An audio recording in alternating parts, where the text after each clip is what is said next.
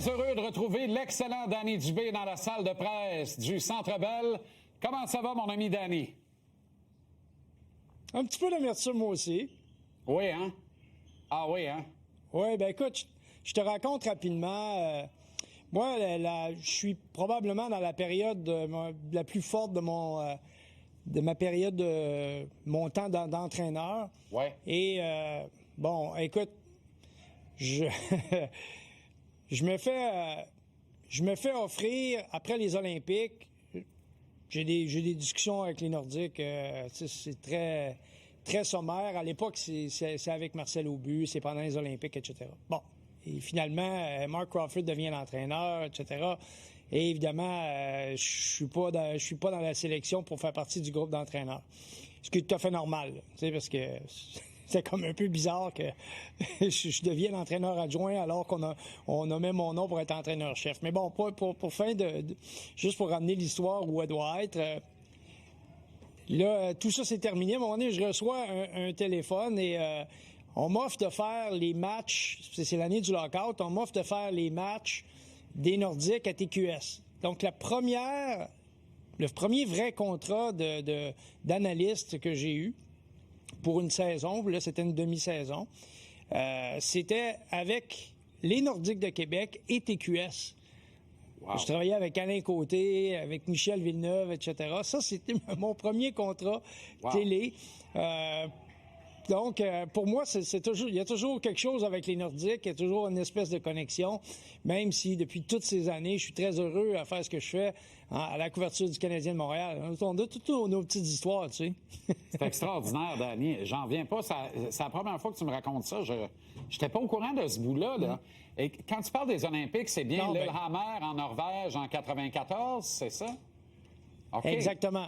Puis il y a eu le lockout après, puis là, c'est Crawford qui a été nommé. Dans le processus, avais-tu rencontré Pierre Lacroix ou comment Non, j'ai pas rencontré Pierre Lacroix. Comme je te disais, moi, alors que j'étais aux Olympiques, j'avais été T'as rencontré Marcel interpellé. Qui était là. OK, je comprends.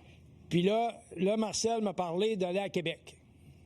Mais en tout cas, le fond de l'histoire, on la connaît pas. J'ai parlé avec Pierre Pagé. Après, Pierre Pagé est disparu. C'est devenu Pierre Lacroix. On connaît la suite. Tu sais, il y a eu cette période de limbo, d'espèce de flottement. Puis tout ça, moi, j'ai toujours pensé que au moment où les Nordiques sont revenus, d'après moi, tu sais, j'ai jamais eu de confirmation de ça. Mais je pense que c'était déjà décidé, là. Tu sais, il y avait déjà dans l'air une transaction qui s'amenait, là. Tu sais, c'était inévitable. De toute façon, le groupe l'avait dit, là. Si jamais si on n'est pas capable de s'entendre, là, plafond salarial, etc., nous, on survivra pas. C'est exactement ce qui s'est passé. Le reste de l'histoire, on le connaît. Le plafond salarial est arrivé beaucoup plus tard.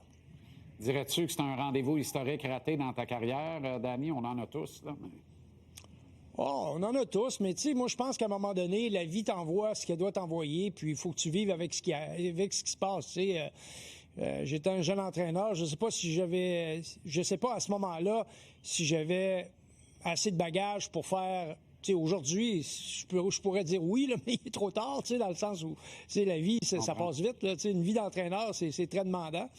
Mais effectivement, écoute, pour moi, c'est une belle période de ma vie. Je regarde plus positivement ce que j'ai vécu. J'ai eu la chance de représenter mon pays aux Olympiques, de gagner une médaille. Ça m'a permis de voyager dans le monde. J'ai fait la France après. J'ai participé à des championnats du monde. On a gagné des médailles également.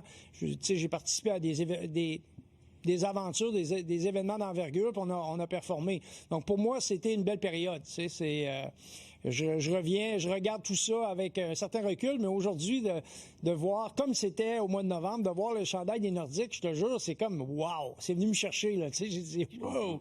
Ça vient raviver des vieux souvenirs. Puis je tenais à le partager avec toi puis avec nos téléspectateurs. C'est un petit retour dans le passé. Très apprécié. Puis je m'en permets une dernière là-dessus parce que Serge Chavard, Ronald Coré, plus tard Régent Hall, là, on va pas tous les nommer, mais du côté de Québec, Maurice Filion, Marcel Aubu, Pierre Pagé, Pierre Lacroix. Il y avait ça de bon par-dessus tout le reste de la présence des Nordiques, de ce que ça faisait, de ce que ça amenait comme vitrine en valeur ajoutée pour les gars d'ici. les joueurs, mais aussi les entraîneurs, Danny.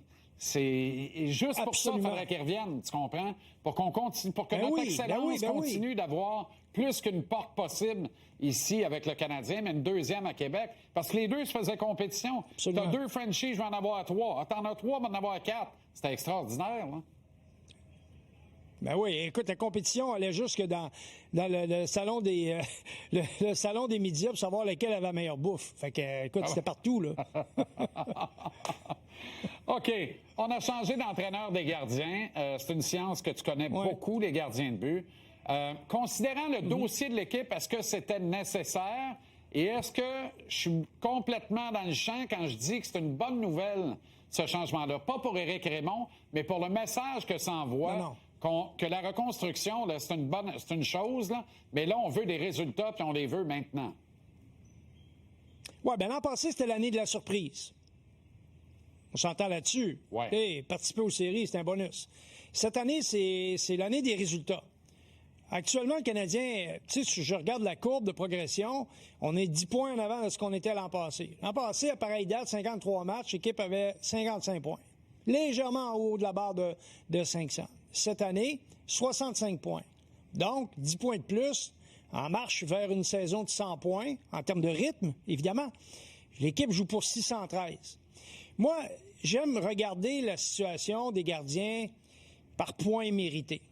Parce que, je m'explique, c'est très difficile quand tu évalues ton équipe, de tes gardiens, de faire fi de la qualité de ton équipe. Tu comprends que si t'es gardien de but d'une moins bonne équipe, c'est plus difficile d'avoir des résultats extraordinaires. Tu vas avoir des bons résultats, mais peut-être pas les résultats escomptés. Donc, moi, ce que je fais, c'est que je calcule le pourcentage de points sur la table, le nombre de points sur la table et le pourcentage de points que le gardien de but va aller chercher. Si le gardien de but est en dessous du pourcentage de l'équipe, donc, ça veut dire qu'il n'est pas au niveau de ce que l'équipe performe. Si le gardien de but est au-dessus du pourcentage d'efficacité de l'équipe, donc là, en ce cas-ci, 613 pour le Canadien, vous voyez les chiffres, c'est assez évident. Samuel est à 455 et Dobech est à 729, alors que l'équipe joue pour 613. Donc, ce que ça nous dit, c'est une statistique qui est quand même assez large, qui n'est pas extrêmement précise, mais ce qu'elle nous donne, c'est une tendance. La tendance, c'est que lorsque Dobech est devant le filet, évidemment, les pourcentages augmentent. Ça veut dire qu'il y a un impact plus significatif sur la victoire ou sur le résultat du match par rapport à Samuel, à ce point-ci. Et ça, c'est depuis son arrivée avec le Canadien. Ce pourcentage-là, il est supérieur à celui de Samuel. Donc, évidemment, après un certain temps, ton numéro 1, c'est ton pain et ton beurre. C'est ton expérience. C'est un joueur que tu dois tenter par tous les moyens de relancer ou de garder au bon niveau. Des fois, il performe, tu veux t'assurer qu'il maintient cette performance optimale à tous les soirs. S'il y a une diminution de ça, ben, tu veux le relancer. Puis à l'occasion, je suis d'accord qu'à un moment donné, tu peux avoir fait le tour, mais comme n'importe quel entraîneur, tu as un panier, là, puis dans ton panier, tu as un paquet de solutions. Avec un langage, un lexique, un discours, une façon de voir les choses. Après un certain temps, tu as fait le tour du jardin. Quand tu as fait le tour du jardin, ce qui fait qu'on laisse aller un entraîneur, c'est pas parce qu'il est pas bon. C'est parce qu'on a l'impression qu'il n'a plus de solution. Qu'il n'est plus en mesure de faire avancer ce que tu es en train de mettre en place. Dans ce cas-ci, l'équation, c'est par rapport à Samuel, c'est pas par rapport à Dobech. Ça veut dire que Dobech ne ralentit pas le groupe, mais Samuel, oui. C'est plate de le dire de même, là. C'est un peu bête, mais c'est ça, là. Selon les chiffres, c'est ça. OK. C'est la même chose que c'est un joueur, puis je termine là-dessus, c'est un joueur qui a 40 points depuis le début de la saison en 50 matchs, puis qui est moins 20. Ces 40 points n'ont pas la même valeur qu'un gars qui a 35 points puis qui est plus 4. Ça nous laisse peu de temps pour la suite. Oui, je comprends. Ben oui, tout à fait. Ça nous laisse peu de temps pour la suite. L'Avalanche, tout le monde est en santé, c'est un rouleau compresseur. C'est pas le club le plus profond de la Ligue nationale. La preuve, ils jouent 500 en janvier. Ça coïncide avec la perte de Devon Taves et de Gabriel Landeskog, notamment. Alors, ils sont pas différents des autres clubs en ce sens-là, mais il y a d'autres clubs qui perdent des éléments clés et qui continuent de produire au même rythme. C'est pas le cas de Colorado. Mais en même temps, qu'est-ce que ça dit sur la paire Taves et Makar? et ce qu'on doit faire pour trouver un partenaire permanent à Hudson, nous, à Montréal, Danny? Ben écoute, c'est très rapidement, là, sans Taze, la production offensive de Makar a passé de 1 point, presque 2 points par match, à moins d'1 point par match, à 0.8, et il est dans le différentiel négatif depuis le départ de Taze, depuis sa blessure. Donc, ce que ça nous dit, c'est que chaque joueur clé a un contrepoids ou un partenaire qui est parfait, qui vient compléter ou lui permettre d'être la meilleure version de lui-même. Et c'est exactement ce qu'on a avec Taze. Mais imaginez, du côté de Hudson, là, il était à 0.8 l'an passé, il est à 1 point par match, légèrement supérieur cette année, et il joue jamais avec le même gars. C'est ça. Ça n'a pas de bon sens. Imaginez qu'on va lui trouver son partenaire. J'ai envie de te dire, il joue jamais même sur le même bord. Puis il y en a qui veulent le mettre sur un 3e trio. Plus capable. Il va-tu gauler tout à l'heure? Arrêtez, là. Arrêtez. Pourquoi non, mais le gars qui fait youpi, call malade, envoie l'Inde. Ça va faire, là. Ça va faire. Salut, Danny. Bon match. Salut. Bye-bye.